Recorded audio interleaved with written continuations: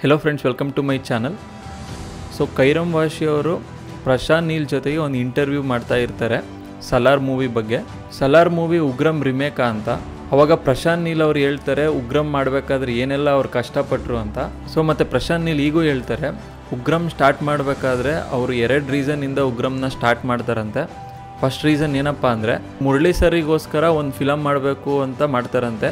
ಆ ಟೈಮಲ್ಲಿ ಮುರಳಿ ಸರ್ ಫಿಲಮ್ಗಳು ಅಷ್ಟೊಂದು ಓಡ್ತಿರಲ್ಲಂತೆ. ಸೊ ಆ ಫಿಲಮ್ ಬಗ್ಗೆ ಅವ್ರಿಗೆ ಏನೂ ಐಡಿಯಾ ಇರಲ್ಲಂತೆ.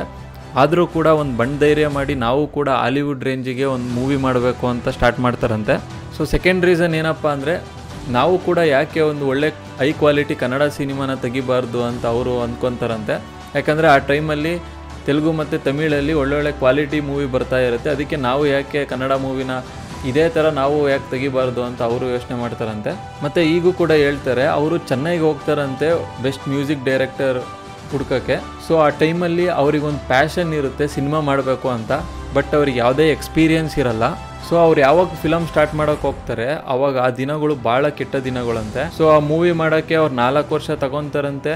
ಸೊ ಫೈನಲ್ ಆಗಿ ಆ ಮೂವಿ ಕಂಪ್ಲೀಟ್ ಆಗುತ್ತಂತೆ. ಬಟ್ ರಿಲೀಸ್ ಮಾಡೋಕ್ಕೆ ಒಬ್ಬರು ಕೂಡ ಡಿಸ್ಟ್ರಿಬ್ಯೂಟರು ಅವ್ರ ಜೊತೆ ಬರಲ್ಲ ಅಂತೆ. ಸೊ ಆ ಟೈಮಲ್ಲಿ ದರ್ಶನ್ ಸರ್ ಮತ್ತು ದಿನಾಕರ್ ಸರ್ ಬಂದುಬಿಟ್ಟು ಆ ಮೂವಿನ ರಿಲೀಸ್ ಮಾಡ್ತಾರೆ.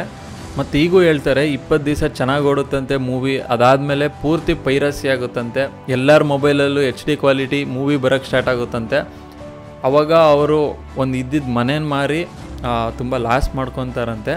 ಈ ಸಂದರ್ಭನ ಅವ್ರು ಹೇಳ್ಬೇಕಾದ್ರೆ ದರ್ಶನ್ ಸರ್ ಮಾಡಿದ ಋಣನ ಅವರು ನೆನಪಿಸ್ಕೊತಾ ಇರ್ತಾರೆ ಆ ಇಂಟರ್ವ್ಯೂವಲ್ಲಿ.